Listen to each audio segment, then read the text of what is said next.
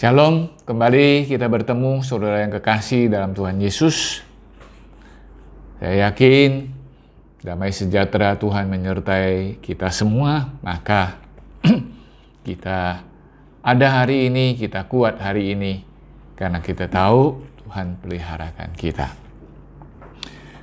Untuk hari ini saya juga akan bersama-sama saudara merenungkan tentang nasihat Tuhan Yesus tentang pemeliharaan Tuhan.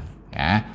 Mari kita akan membaca dari Injil Matius pasal 6, kita akan membaca ayat 25 sampai 27. Ya. Injil Matius pasal yang ke-6 ayat 25 sampai 27. Saya akan bacakan untuk kita. Karena itu aku berkata kepadamu, Yesus berkata kepada kita, ya. Janganlah khawatir akan hidupmu, akan apa yang hendak kamu makan atau minum. Dan janganlah khawatir pula akan tubuhmu, apa yang hendak kamu pakai. Bukankah hidup ini lebih penting daripada makanan dan tubuh ini lebih penting daripada pakaian? Pandanglah burung-burung di langit yang tidak menabur dan tidak menuai dan tidak mengumpulkan bekal dalam lumbung, namun diberi makan oleh Bapamu yang di surga. Bukankah kamu jauh melebihi burung-burung itu? Siapakah di antara kamu yang karena kekhawatirannya dapat menambahkan sehasta saja pada jalan hidupnya? Nah, saudara, Bapak, Ibu, dan saudara sekalian, ini adalah Tuhan Yesus ketika khotbah di bukit mengajarkan kepada pendengar waktu itu. Ini merupakan hal yang memang diajarkan kepada setiap kita, saudara, bahwa Yesus mau kita tidak khawatir. Ya. Bahkan di ayat 27 dikatakan, siapa di antara kamu yang karena khawatir bisa menambah sehasta saja atau mengubah sehasta saja dari kehidupan ini. Nah, saudara, ini sebuah hal yang diingatkan kepada kita bahwa kita tidak mungkin karena khawatir merubah sesuatu pemeliharaan Tuhan kepada kita. Jadi ketika berbicara tentang hidup ini, Tuhan Yesus membandingkan di tempat ini antara kita dengan burung, saudara sekalian. Nah, hari ini memang saya akan mengajak kita merenungkan kita dengan burung. Ya, kalau kita melihat di sini, ya, pandanglah burung-burung di langit yang tidak menabur dan tidak menuai dan tidak mengumpulkan bekal dalam lumbung, namun diberi makan oleh Bapamu yang di surga. Perhatikan ada tahap, ya. Tahap menabur, tahap menuai, dan tahap mengumpulkan. Nah, saudara, di dalam hidup ini sebetulnya 3 tahap ini selalu kita lewati atau kita hadapi. Dalam kita bekerja, ya. Lalu setelah bekerja kita mengharapkan apa yang dari kerjaan kita itu bisa dapat hasil. Lalu kalau kita sudah punya hasil, kita mau taruh di mana? Nah, perhatikan, ya. Berbicara tentang menabur. Artinya ada sesuatu yang ditabur, ada sesuatu investasi, ada sesuatu yang dilakukan untuk kita harapkan nanti kita peroleh sesuatu untuk hidup kita. Oh, betul, saudara, ya. Kita memang harus bekerja. Ya. Kita harus bekerja. Tapi pertanyaan saya adalah, apakah ketika kita bekerja, hati kita itu merasa seperti orang pergi menabur? Lalu ada proses menuai. Jadi kita berharap yang kita tabur itu buahnya bagus. Lalu ada lagi saat di mana kita akan kumpulkan. Kalau banyak, kita simpan di mana? Nah, saudara, sebetulnya 3 hal ini yang sering menimbulkan kekhawatiran kita. Jadi hari ini saya sengaja mengajak kita merenungkan ayat ini. Menabur, menuai, dan mengumpulkan. Kalaupun kita menabur, kita berinvestasi, kita pergi kerja di suatu tempat. Ya, kerjalah dengan orang. Kita mungkin mulai berpikir, ya, perusahaan ini bagus enggak? Ya, atau pekerjaan ini bagus enggak? Kita bisa khawatir di situ. Kalau ini nggak bagus gimana? Kalau ini investasi nggak bagus gimana? Ya, lalu menuai, kita akan memperoleh hasil. Hasilnya banyak enggak? Memuaskan kita enggak? Menguntungkan kita enggak? Kita juga bisa khawatir. Lalu, kalaupun kita investasinya bagus, ya, kerja di tempat yang bagus, dapat hasil yang bagus, ya, dapat keuntungan. Lalu kita punya sesuatu ini, kita taruh di mana? Nah, perhatikan saudara, 3 tahap ini cenderung menimbulkan atau membawa kita ke dalam satu pemikiran. Atau kita dibawa berpikir, ini benar nggak sih? Berhasil nggak sih?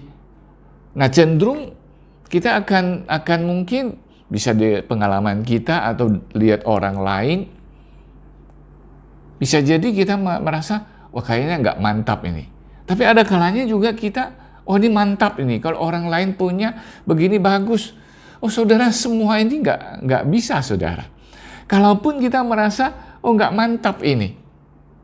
Wow, kita bisa khawatir.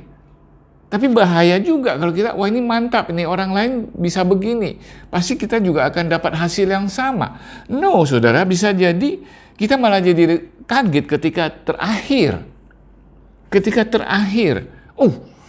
Ternyata gagal, saudara. Iya, mungkin kalau di sini kita menyesal, saudara. Ya, jadi ada pepatah mengatakan sesal dahulu pendapatan, sesal kemudian tidak ada gunanya. Bagi saya, dua-duanya nggak ada gunanya. Terus sesal ke awal, memang penyesalan kita, ketakutan kita, kekhawatiran kita bisa mengatur enggak? Wah, saya khawatir nih. Lalu saya invest dengan perasaan khawatir atau aman? Enggak juga, saudara. Lalu ketika kita terima hasil, wow, nggak seperti itu, gagal, kaget juga. Karena kita lihat orang lain mantap, kok kita enggak. Nah saudara, ini semua diingatkan oleh Tuhan Yesus bahwa dalam hidup ini, tahap-tahap ini bisa jadi memang itu merupakan saat di mana kita bertindak, lalu kita bisa dibawa sebelumnya kita khawatir atau kita malah menyesal atau ya bisa juga kecewa dan sebagainya. Nah saudara, hari ini saya mau mengajak kita di ayat yang ke-26 ini, ya, di bagian paling ujung ini ya. Nah tadi kan kita sudah perhatikan, pandanglah burung-burung di langit yang tidak menabur dan tidak menuai dan tidak mengumpulkan bekal dalam lambung. Namun diberi makan oleh Bapakmu yang di surga. Ini harus ditambahkan bahwa tepat waktu diberi makan oleh Bapakmu yang di surga. Saudara, hari ini saya ingin mengajak kita merenungkan kehidupan ini. Apakah dengan kekhawatiran kita menabur, menuai atau mengumpulkan, menempatkannya itu, kita bisa mengubah hidup kita ini. Maksudnya begini, saudara. Hidup ini sudah membawa kita ke dalam kekhawatiran. Apakah dengan cara 3 tahap ini, dengan kemampuan kita kita bisa menjadi tenang bahwa hidup ini menjadi sehasta lebih maju atau lebih tenang atau mengubah keadaan? Enggak, saudara. Nah, di tempat ini saya ingin mengajak kita merenungkan begini, saudara. Tuhan Yesus sedang membawa kita, kalau di ayat 33 lah, carilah dahulu kerajaan Allah dan kebenarannya, maka semuanya akan ditambahkan kepadamu. Ya, ayat 34, janganlah kamu khawatir akan hari esok, karena hari esok mempunyai kesusahannya sendiri. Kesusahan sehari cukup untuk sehari. Oh saudara, kalau kita lihat ini, sepertinya Tuhan ingin kita cuma hari ini ada makan selesai, ya besok tunggu lagi. Bukan itu saudara. Tapi kita diingatkan bahwa Tuhanlah yang menentukan tiap hari. Harus datang kepada Tuhan. Sorry, saya bukan ingin kita malas, kita nggak bekerja. Kita harus seperti seekor burung, saudara. Buat tiap hari kita akan rajin pergi kerja.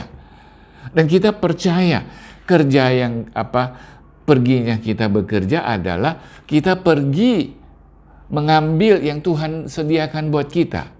Dalam kita berinvestasi pun, atau kita pergi menuai, ataupun kita mendapatkan sesuatu, kita punya satu penyerahan kepada Tuhan bahwa aku percaya ada yang Tuhan sediakan buat saya.